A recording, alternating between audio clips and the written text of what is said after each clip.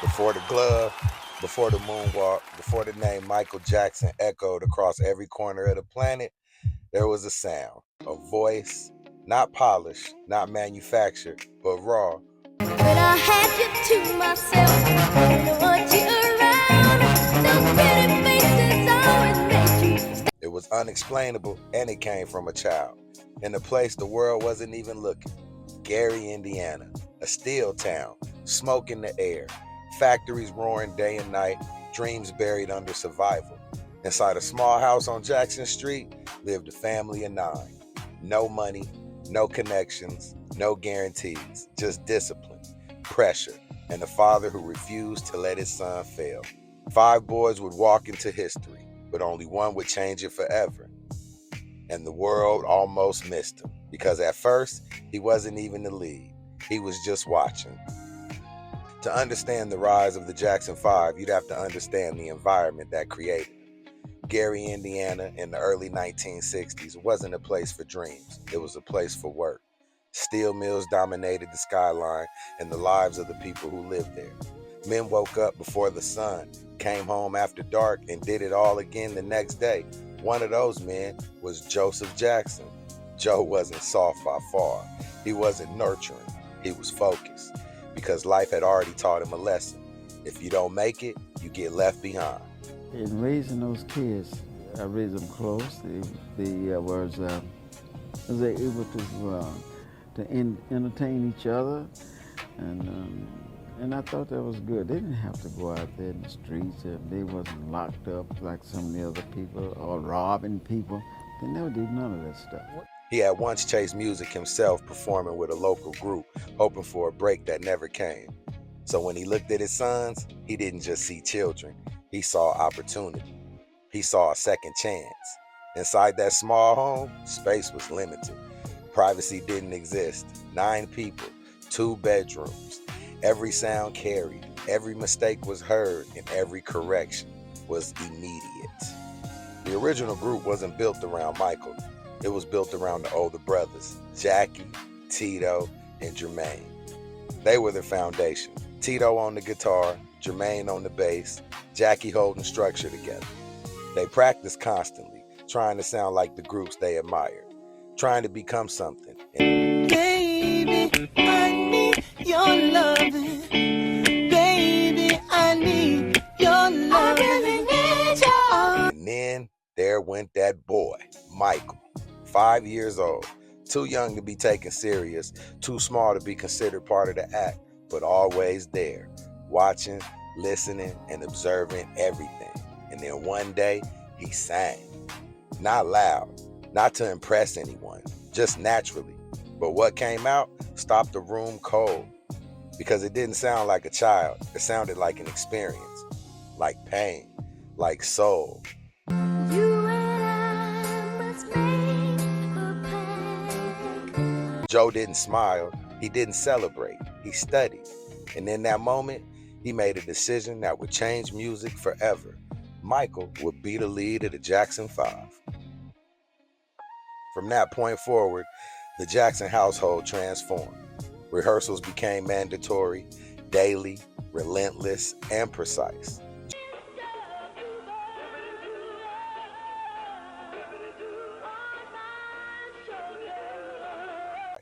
Joe demanded synchronization, timing, energy, and most of all, he demanded perfection. Mistakes weren't tolerated. They were corrected immediately, sometimes harshly, because Joe believed pressure creates greatness.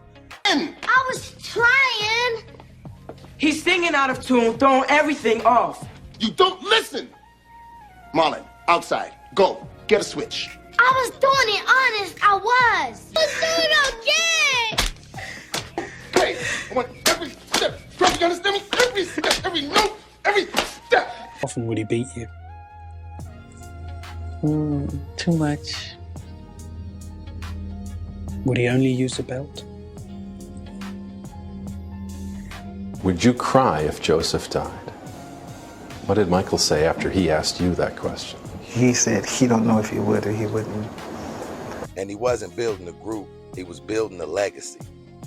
Michael absorbed it all. Every move, every vocal run, every rhythm. But more importantly, he learned how to perform under pressure, how to deliver, no matter what. Even when he was tired, even when he was scared, even when he was just a child who wanted to play, Mike always delivered. Life when you weren't performing? Well, not really, no. We've always performed, yeah.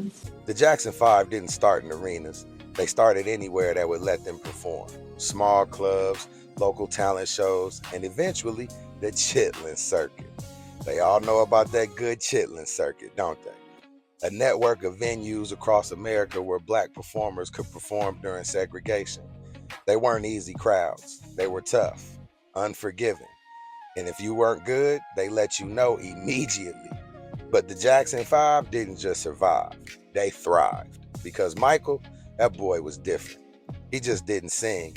He transformed, channeling the energy of the late, great James Brown.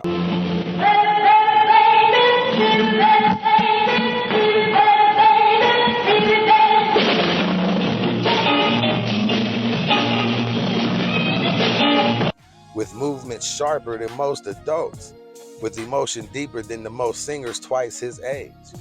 He commanded attention night after night. The crowds grew, the buzz spread, and something started to build, something unstoppable. By the late 1960s, word had reached Detroit, and more importantly, it reached Berry Gordy, the man behind Motown. It wasn't just a label, it was a system, a machine designed to create stars. And when the Jackson 5 auditioned, Berry Gordy saw it immediately. Kids to the attention of somebody at Motown. Anyway, on this particular day, Bobby Taylor says, come down to my apartment. And Tony Jones and I went down there, and sure enough, there are these kids strewn across the floor. And he claps his hands and says, all right, kids, get up, let's go. All right. Okay. And they sing a cappella for us. Michael Jackson came in. What were your first impressions when you saw them perform in front of you? Well, I was floored. When I saw them perform, I was really floored. Well, Michael was, of course, he was phenomenal because he could dance like James Brown. He sang like Jackie Wilson. And even though he was maybe 10 years old, he looked like he was 2 years old. And he was singing like he had been around for 30 years. Toriano Jackson. It's nice to see you. Who's the man over here? Marlon. Hi. And the next man? And Jackie. Hello, Jack. Jermaine. Hi. This wasn't just talent. This was lighting, captured in 5 young boys. But one especially, Michael.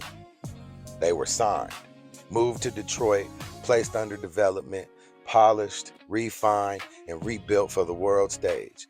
Motown gave them structure, image, and most importantly, Motown gave them opportunity. First we started in Gary, Indiana.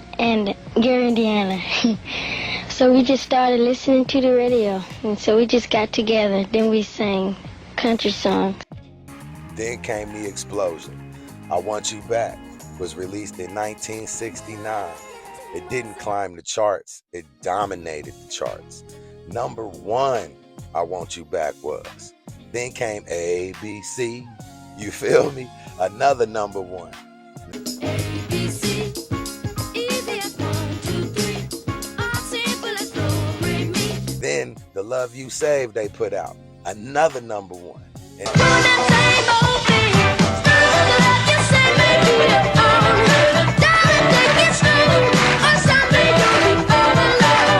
And then they dropped I'll Be There, another number 1. Just call my name and I'll be there. 4 consecutive number 1 hits. History had never seen that, especially Floor Brothers backing it. One voice leading, Michael, his tone, his phrasing, his emotion, it connected with everyone. Children, adults, entire families. The Jackson 5 weren't just popular, they were everywhere. Well, I did a little research. I just asked Michael while you were away, do you have any idea how many gold records you have? You have 3 singles and 1 for an album. There's a little bit of electricity in the air here. I think you got an idea what's going to happen. I would like to present you with your gold records, and I need assistance. Gentlemen, the Jackson 5.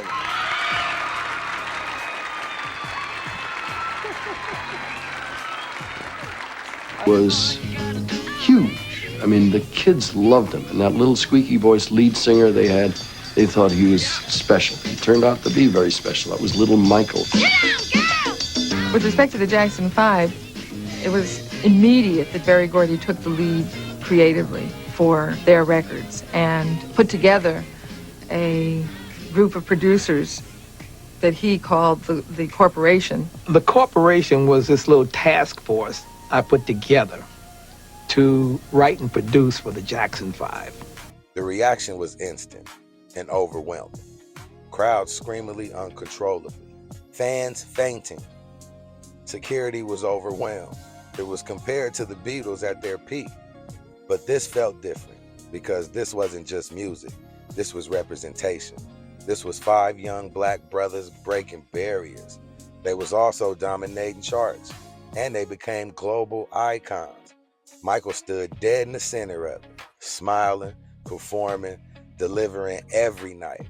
But behind that smile was straight pressure, constant pressure, unrelenting pressure.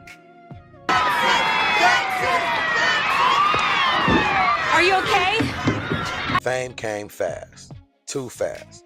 Michael didn't go to school like the other kids, didn't make friends like other kids, didn't live like other kids. His life was rehearsals, tours, interviews, performances. And when the lights went off, the expectations stayed on. Joe still demanded perfection, still pushed, still controlled. Because success wasn't enough, it had to be sustained. Always does right? Is he No, not all the time. You know, Michael, he likes to lead, you know, he's the lead singer. The way we discipline Michael is sort of like cut down on his allowance a little bit. Yeah. Yeah, we don't give him this much money to spend. Hello out there, my name is Joe Jackson. All these up here is the Jackson family. We sold over 60 million records. Since we were kids, we've always wanted to dance or keep the time to the music. And that's part of us. It's like something we have to have. And it's in us. Because I don't know what I would do if there wasn't music. As the 1970s continued, tensions grew. The group wanted more control, more creative input, more ownership of their future. Motown resisted, and eventually the Jacksons made a decision. They left. It was a bold move. It was a dangerous move, but necessary. Columbia Records, we want to sell twice as many records. We want to do the things that we've dreamed of. We wanted to produce ourselves, and our contract in Motown didn't let us do that. Michael was evolving. He had to get on up out of there and do his thing. Motown's always been in our corner. Yeah?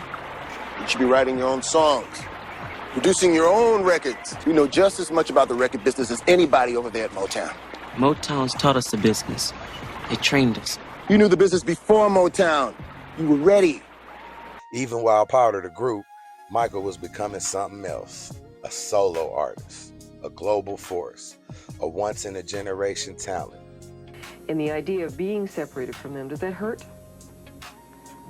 No, it doesn't. Because there's other kinds of sounds of music that I love to do. It hurts what is inside of me and it can't get out. And it's hidden from the world. When I do those solo albums and I'm doing all kinds of different music, it's wonderful. I feel like I'm accomplishing what I'm supposed to do. This is wonderful. Thank you again to everybody. I'm really happy. Thank you, Quincy, and thank you for all the promotion people, including Freddie Man, and the wonderful fans and disc jockeys. Thank you so much. All right. You're becoming like a stage addict. I really am. Like when there are off days and there is no show, I'm up at night dancing just the same. It's really strange. Guess I'm an addict. Can't help it. At this point, Michael really is kind of the mainstay of the Jacksons. Has it always been that way? Yes.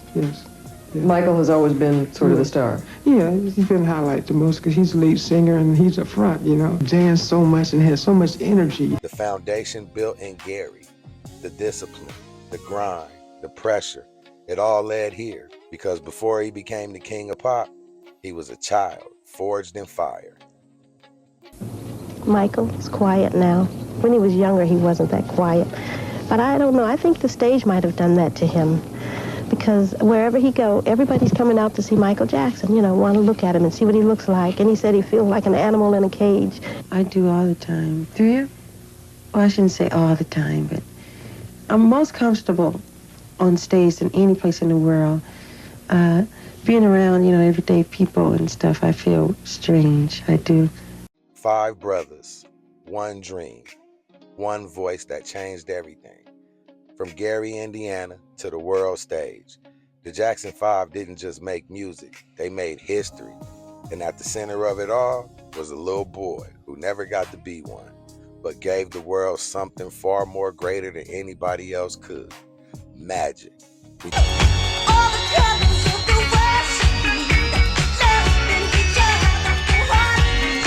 Say hi to all those magic people. Hi, Louis. Oh, Louis, you can tell. He seems a little bashful. You can tell they're in the camel family. They look a lot like camels. Just a character? No, he's sweet. His name is Louis. Talking about Michael Joseph Jackson, baby. Definitely one of the realest to do it. Who's bad? I know everybody's seen the logo at the bottom of the screen on the front page. That's right, baby. Alky Water. Now y'all can scan that QR code and make sure y'all test some of the crispness water out there, man. Tell them the front page sent you, and it's how we keep everybody freshly hydrated on the show, baby. Alky. That's one of my favorite documentaries to do for y'all, man. I'm a big fan of the Jackson 5. Hopefully y'all like everything that we had cracking on this documentary. This is the Front Page Podcast. We will have more documentaries coming your way, and new episodes of podcasts will be dropping within the next couple weeks. We appreciate y'all. Thank you for tuning in. Like, comment, subscribe, do all that good stuff, man. Help the creators keep creating. Y'all take it easy, man. Jackson 5 forever. The man, too. That's how you got all that land. Well, I read to you about their story. She was married before.